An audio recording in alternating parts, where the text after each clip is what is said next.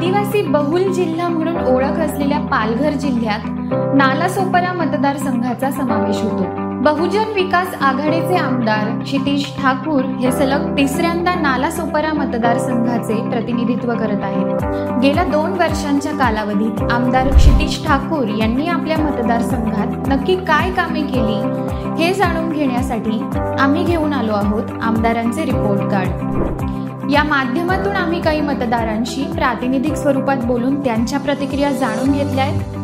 त्यांनी बरेच कामं केलेले आहेत।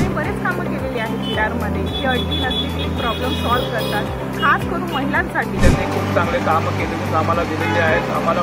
आम्हाला खूप अन्न घालण्याचा खूप त्यांनी सहकार्य केलेले आहेत। त्यांनी जे कार्य केले त्यामुळे ट्रॅफिकमध्ये सगळ्यांचं नियंत्रण झालं। ट्रॅफिकचा मोठा इश्यू आहे इथे। 10 पैकी 10 मार्क देत आहेत। 10 पैकी 10 मार्क देते, 10 पैकी 9 मार्क देतो, 10 पैकी 7 देतो। मार्क्स म्हणाल तर 5 मार्क देतो। नालासोपाराच्या मतदारांनी प्रातिनिधिक स्वरूपात बोलून त्यांच्या प्रतिक्रिया दिल्या।